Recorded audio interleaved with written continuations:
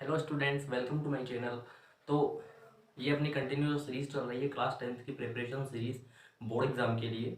इसमें first second और third chapter के इंपॉर्टेंट क्वेश्चंस और इंपॉर्टेंट टॉपिक्स मैंने पहले ही डिस्कस कर लिए हैं।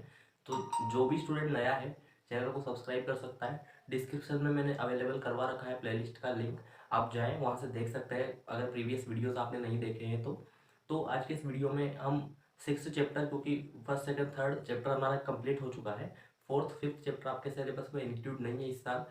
सिक्स चैप्टर जैव विविधता जिसका नाम है उसकी हम बात करने वाले हैं। और इस चैप्टर में हम बिना किसी देरी के स्टार्ट करते हैं इसको। इसके कुछ इंपॉर्टेंट क्वेश्चन जो है उनको हम देख लेते हैं। तो पहला क्वेश्चन आपको स्क्रीन पे दिखाई दे रहा होगा। जैव प्रक्रम इस चैप्टर का नाम है, लाइफ प्रोसेस उसके रिगार्डिंग, ठीक है। तो पहला जो क्वेश्चन है आपको स्क्रीन पे दिखाई दे रहा होगा, निम्नलिखित युग्मों पर विचार कीजिए। इसमें दो सेंटेंस यहाँ पे दिए हुए हैं या फिर दो डेफिनेशन यहाँ पे दी हुई है अगर मैं कहूँ आपसे, और वो डेफिनेशन सही है कि गलत है, वो जो परिभाषाएं दी हुई है वो सही है कि गलत है, ये हमको बताना है इस क्वेश्चन के अंदर। इस क्वेश्चन से आप ये चीज़ें सीख सकते हैं कि अगर एक नंबर में आपका एक क्वेश्चन आता है लाइफ प्रोसेस या जीव प्रक्रम के बारे में, उसकी परिभाषा वो पूछता है, तो आप ये डेफिनेशन लिख सकते हैं। किस प्रकार आपको लिखनी है वो भी यहाँ पे मैं आपको बताऊँगा। तो फर्स्ट जो कथन है उसको हम देख लेते हैं। जैव प्रक्रम शरीर के बाहर ऑक्सीजन को ग्रहण करना, ठीक है, और कोशिकी आवश्यकता के अनुसार खाद्य स्रोत के विघटन में उसका उपयोग करना। तो पहला कथन ये है। और दूसरा कथन यहाँ पे है श्वसन के बारे में। तो श्वसन की परिभाषा यहाँ पे लिखी हुई है, वे सभी प्रक्रम जो सम्मिलित रूप से अनुरक्षित मेंटेनेंस का कार्य करते हैं वो श्वसन कहलाता है। तो मुझे लगता है कि दोनों ही जो परिभाषाएं दी हुई है यहाँ पे वो गलत हो जाती है। तो मैं आपको बताता हूँ जीव प्रक्रम के बारे में। लाइफ प्रोसेस क्या होती है उसकी हम बात कर लेते हैं। तो जीव प्रक्रम की परिभाषा मैं आपको बताता हूँ, ठीक है। और इसी को इंग्लिश में बोला जाता है लाइफ प्रोसेस की। वे सभी जितने भी जो बेसिक बेसिक मतलब होता है साधारण, बिल्कुल साधारण जो क्रियाएं होती है, वे सभी बेसिक क्रियाएं जो कोई जीव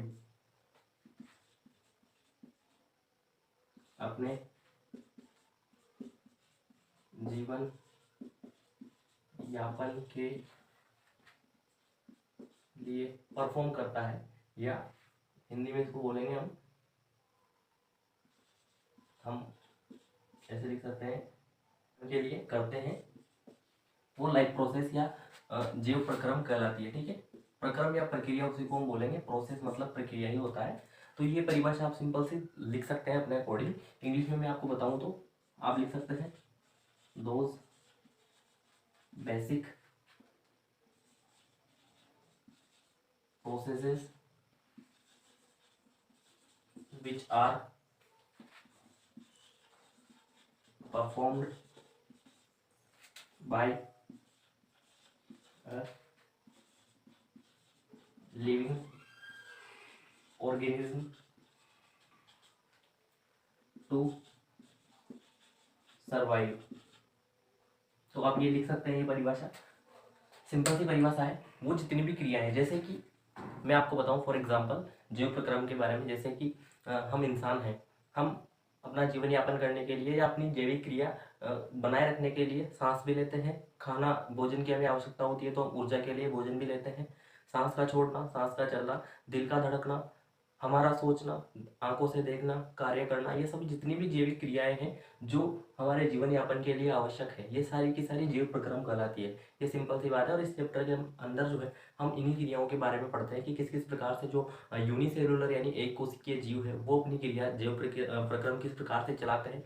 या फिर बात करें बहुकोशिकीय जो सेल्स होती हैं या मल्टी सेलुलर ऑर्गेनिज्म, आपने 9th क्लास में पढ़ा होगा कि जो ऑर्गेनिज्म है, जो जीव है, उनकी सबसे छोटी इकाई जो है शरीर की कार्यात्मक या फंक्शनल हम उसको कह सकते हैं वो सेल है।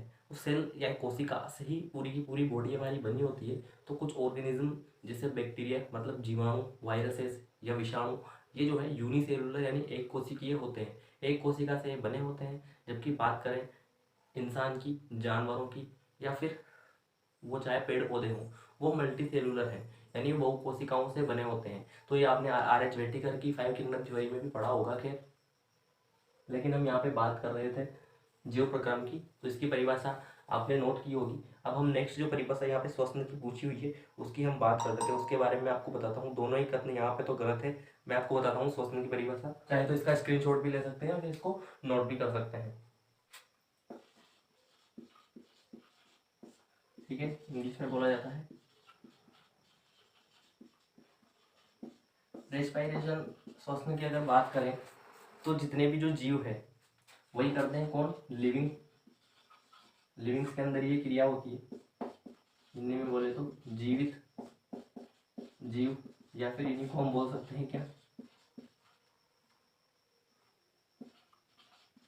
सजीव। सजीवों के अंदर ये क्रिया पाई जाएगी, ठीक है। इसमें क्या होता है कि एक तो श्वास का लेना, एक चीज तो ये होती है, और दूसरी अगर हम बात करें तो श्वास का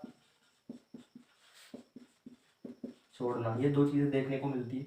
श्वास का लेना मतलब इसमें हम ऑक्सीजन लेते हैं, वहीं अगर बात करें तो श्वास के छोड़ने में हम कार्बन डाइऑक्साइड छोड़ते हैं। और ये बात सिर्फ हमारी नहीं है, जितने भी जो जीव है वो चाहे प्लांट हो, वो चाहे एनिमल हो, और प्लांट और एनिमल से आप समझ गए होंगे। अगर आपने आर एस व्हिटेकर की पंचजगत अवधारणा पढ़ी होगी तो आपको पता होगा कि पादप में सारे पादप आ गए दुनिया के, और एनिमल्स में हम मतलब एनिमल किंगडम आपने अगर पढ़ा है तो उसमें इंसेक्ट, उसमें पक्षी, उसमें मछलियाँ, उसमें समुद्री जीव, वो सब आ चुके हैं, ठीक है। तो वो क्या करते हैं, श्वास जब लेते हैं तो ऑक्सीजन कंज्यूम करते हैं, वहीं अगर बात करें श्वास छोड़ने की तो CO2 छोड़ते हैं सारे के सारे। अब इसकी एक प्रोसेस होती है, ये नॉर्मली जो प्रोसेस हमारे रेस्पिरेटरी ऑर्गन्स यानी श्वसन तंत्रों के साथ हम कर पाते हैं, लेकिन बॉडी के अंदर क्या होता है, श्वसन की जो क्रिया होती है, आप परिभाषा तो अपने अकॉर्डिंग लिख सकते हैं। श्वसन क्या होता है कि जो जीवित जीव या सजीव जो है अपने जीवन यापन के लिए सांस लेते हैं और छोड़ते हैं, ऑक्सीजन लेते हैं और CO2 छोड़ते हैं, यही श्वसन कहलाता है। लेकिन श्वसन में इसी के साथ साथ और क्या होता है मैं आपको बताता हूँ कि ये जो श्वसन जब हम करते हैं तो आपने प्रकाश संश्लेषण की क्रिया मैंने बहुत बार आपको बता रखी है, तो वो आपको पता होगा। आज मैं आपको बताता हूँ कि जब हमारी बॉडी में C6H12O6 ये क्या है, ग्लूकोज है, हम कंज्यूम जब करते हैं, ठीक है, तो इसके साथ जब हम ऑक्सीजन लेंगे 6 ऑक्सीजन, तो यहाँ पे इनका ब्रेकडाउन होगा। ऊर्जा हमारी बॉडी को जब आवश्यकता होती है ऊर्जा की, तो ऑक्सीजन बहुत जरूरी है इस ग्लूकोज को तोड़ने के लिए, और यहीं से जो है हमको ऊर्जा प्राप्त होगी। तो यहाँ पे क्या बनता है, 6CO2 प्लस 6H2O यहाँ पे बनता है, ठीक है। और इसी के साथ बनती है एनर्जी और हीट भी, ठीक है। तो क्या होता है कि ये जो CO2 है ये सांस जब हम छोड़ते हैं तो उसके रूप में निकलती है। H2O हमारी बॉडी के अंदर काम आता है, एनर्जी भी हमारे काम आती है, और थोड़ा बहुत मात्रा में H2O सांस के रूप में और हीट भी बाहर निकलती है। ये आपको पता होगा सर्दियों में जब हम गोगल्स पहन लेते हैं या चश्मा लगाते हैं या फिर किसी शीशे के सामने जब हम खड़े होंगे तो हमारी जो सांस निकलेगी उसके साथ आपको वाटर ड्रॉपलेट्स उस शीशे के ऊपर दिखाई देंगे। और वो क्यों होता है, क्योंकि एक हीट भी जनरेट होती है, जो तापमान है नॉर्मल बाहर से वो उसका थोड़ा ज़्यादा होता है, ये आपने फील किया होगा। एनर्जी ATP के रूप में हमको मिलती है, ये जब आप हायर क्लासेस में जाएंगे तो इसके बारे में और डिटेल आपको पढ़ने को मिलेगा। लेकिन फिर भी आप और डिटेल आप जानना चाहते हैं तो चैनल को सब्सक्राइब कर सकते हैं, ऐसी बेहतर वीडियोज़ मैं आपके लिए लाता रहता हूँ, उससे आपकी साइंस और बेहतर हो जाएगी। तो मैं बात कर रहा था एनर्जी की। यहाँ पे क्या होगा, ग्लूकोज का ब्रेकडाउन होगा, यानी ग्लूकोज जो है वो टूट जाएगा इन मॉलिक्यूल्स में, और ये एक अभिक्रिया मैंने आपको बता दी है, ये श्वसन की अभिक्रिया है। क्वेश्चन अगर आपका ये भी आ जाए कि श्वसन की अभिक्रिया बताएं परिभाषा के साथ, अगर 2 या 3 नंबर का क्वेश्चन है तो आप ये अभिक्रिया भी लिख सकते हैं, ये इक्वेशन जो मैंने लिखवाई है लिख सकते हैं, आपका 1-2 नंबर और बूस्ट हो जाएंगे आपके एग्जाम के अंदर। और इसको जो है आप एक्सप्लेन भी कर सकते हैं, फिर नीचे परिभाषा सॉरी ये इक्वेशन लिखने के बाद इनको आप एक्सप्लेन भी कर सकते हैं, ठीक है। तो ये आपको समझ आया होगा मेरे ख्याल से। और एक और चीज़ हाँ मैं आपको बता देता हूँ, ये जो कंप्लीट प्रोसेस है ये एक सेल के अंदर होती है, ये कंप्लीट प्रोसेस एक सेल के अंदर होती है। और सेल में भी आपने कोशिका का शक्ति ग्रह का नाम सुना होगा, कोशिका का शक्ति ग्रह इसको हम बोलते हैं, या पावर हाउस ऑफ सेल इसको हम बोलते हैं, वो कहलाता है क्या, माइटोकॉन्ड्रिया। माइटोकॉन्ड्रिया, ठीक है, हिंदी में भी इसका यही नाम है। तो माइटोकॉन्ड्रिया जो है कोशिका का शक्ति गृह होता है। और यहाँ पे क्या होता है मैं आपको बताऊं कि जब अब मैं आपको थोड़ा सा एक्सप्लेन कर देता हूँ। अगर आपने रेस्पिरेटरी सिस्टम या श्वसन तंत्र पढ़ा है, अगर आपके बुक में दे रखा है, आपने पढ़ा होगा जरूर, उसमें क्या होता है कि जब हम सांस लेते हैं तो अन्य और गैसेज भी हमारी सांस के साथ अंदर जाती है, फेफड़ों के पास पहुंचेगी। और फेफड़े जो है, लंग्स जो है, उनके अंदर बहुत सबसे छोटी इकाई जो है लंग्स की वो होती है क्या, या रेस्पिरेटरी सिस्टम की सबसे छोटी इकाई एल्वेलाई होती है, जो कि हमारी लंग्स के बिल्कुल माइक्रो स्ट्रक्चर होती है, जो हमें नॉर्मल आइज से भी क्लियरली दिखाई नहीं देती, उनके पास पहुंचती है। और ऑक्सीजन वहाँ पे क्या होता है, ऑक्सीजन को हमारे ब्लड तक पहुंचाया जाता है, और फिर वो ऑक्सीजन जो है वो हीमोग्लोबिन के साथ अटैच होकर और पूरी बॉडी के पास पहुंचती है। यानी हर एक जो अंग है, अब मैं आपको बता रहा हूँ कि जो अंग वो किससे बने हुए हैं, उत्तकों से बने हुए हैं। उत्तक यानी टिश्यूज से बने हुए हैं, और वो जो टिश्यूज हैं वो एक एक सेल से बने हुए हैं, यानी कोशिका से बने हुए हैं। तो उसी प्रकार जो ऑक्सीजन है वो कोशिका के पास पहुंचती है, और उसी ब्लड के साथ C6H12O6 भी हमारी हर एक सेल तक पहुंच जाता है। अब बारी आती है ऊर्जा बनाने की। तो ऊर्जा किस प्रकार से बनेगी, तो हर एक जो कोशिका है उसका जो माइटोकॉन्ड्रिया है, उस जगह पर ये ग्लूकोज का एक मॉलिक्यूल जो है, मैंने आपको सामने जो बनाया है, एक मॉलिक्यूल है ग्लूकोज का, ऐसे बहुत सारे मॉलिक्यूल्स होते हैं, और ऐसे हर एक ऑक्सीजन के एक एक मॉलिक्यूल के साथ अटैच होकर ये एक अभिक्रिया करते हैं। ये दोनों रिएक्टेंट है, अभिकारक है, और ये कुछ इस प्रकार प्रोडक्ट यहाँ पे, उत्पाद यहाँ पे बनते हैं, जो हमारे किस प्रकार काम आते हैं मैंने आपको बता दिया है। अब इस क्वेश्चन में मुझे नहीं लगता इस टॉपिक से आपको किसी प्रकार का कोई डाउट होगा। अब हम नेक्स्ट क्वेश्चन की तरफ चलते हैं। तो श्वसन का जो टॉपिक है वो बहुत ही आसान भाषा में मैंने आपको समझा दिया है। आई होप कि आपको बिल्कुल क्लियरली समझ आया होगा।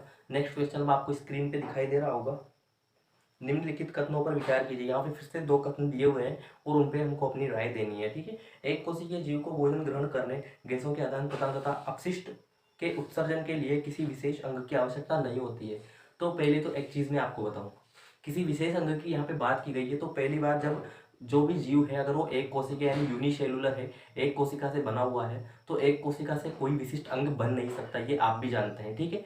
तो सिंपल सी बात है कि उसको आवश्यकता भी नहीं। जब उसके पास अंग नहीं है, वो बना नहीं सकता, तो इन सब चीज़ों के लिए उसको आवश्यकता भी नहीं है। तो ये पहला जो कथन है यहाँ पे बिल्कुल सही हो जाता है। बात करें दूसरे कथन की, बहुकोशिकीय जीवों में सभी कोशिकाएं अपने आसपास के वातावरण के सीधे संपर्क में रहती है। तो ये बिल्कुल गलत है। सीधे संपर्क से मतलब है कि डिफ्यूजन यहाँ पे जहाँ पे हो सकता है आदान प्रदान के लिए, जबकि ये नहीं होता। जो कोई भी जो सेल होती है, जैसे ये एक सेल है एनिमल सेल की अगर हम बात करें, तो यहाँ पे इसकी ये प्लाज्मा मेम्ब्रेन होती है। हिंदी में अगर मैं यहाँ पे लिखूं तो इसको बोलते हैं जीव द्रव झिल्ली, या फिर इसको कोशिका झिल्ली भी बोला जाता है। कोशिका कोशिका झिल्ली या सॉरी, इसके अंदर भरा होता है साइटोप्लाज्म, ठीक है। तो ये आपको समझ आया होगा। तो ये एक जो झिल्ली है ये होती है एसपीएम। एसपीएम मतलब होता है सेमी परमिएबल मेम्ब्रेन, ठीक है। इसका मतलब क्या होता है, सेमी परमिएबल मेम्ब्रेन होता है, ठीक है। सेमी परमिएबल मेम्ब्रेन मतलब होता है अर्ध पारगम्य झिल्ली। अगर आपने सुना हो तो ये होती है 2 कोशिकाएं या जितनी भी कोशिकाएं हैं वो डायरेक्ट वातावरण के कांटेक्ट में नहीं होती, बीच में ये सेमी परमिएबल मेम्ब्रेन होती है। किसी भी प्रकार की चीज़ों का अगर आदान प्रदान कोशिका के बाहर से अंदर या अंदर से बाहर होता है तो इसके थ्रू उसको गुजरना होता है। एक्टिव मेम्ब्रेन होती है ये, सेलेक्टिवली परमिएबल मेम्ब्रेन भी इसको बोला जाता है। कि क्या कोशिका के अंदर आवश्यकता है किस चीज़ की और किस चीज़ की नहीं है, ये खुद सेलेक्ट करती है, तभी वो बॉडी के अंदर जा पाती है। जैसे मैं एक एग्जांपल आपको देता हूँ कि अगर हमारी स्किन जो है गर्मियों में हाइड्रेटेड रहती है, यानी पानी की कोई कमी गर्मियों में नहीं होती, क्योंकि बाहर की जो एयर है उसके अंदर भी पानी की मात्रा होती है। तो रूखी जो त्वचा हमारी नहीं होती गर्मियों के अंदर, तो जब हम लोशन या कोई भी ऑयल हम यूज़ करेंगे तो आसानी से हमारी बॉडी के अंदर एब्जॉर्ब नहीं होगा। वहीं अगर हम बात करें सर्दियों की, तो सर्दियों में आसपास का जो एटमॉस्फेयर है उसके अंदर, एयर के अंदर मॉइस्चर नहीं होता।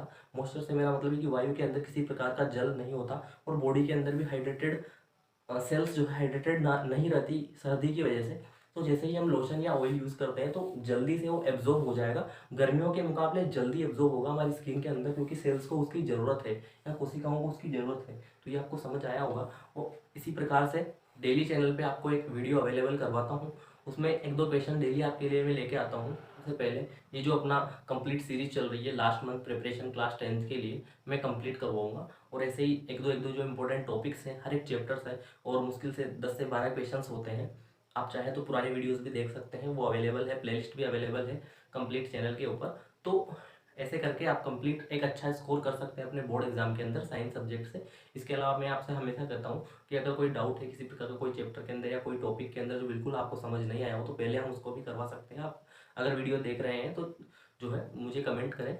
इसके अलावा मैथ्स में भी अगर किसी प्रकार का डाउट है तो मुझे कमेंट करें, मैं उसके लिए भी आपको एक अलग से वीडियो अवेलेबल करवा दूंगा। तो आज की इस वीडियो में बस इतना ही, मिलते हैं अगली वीडियो में। जय हिंद।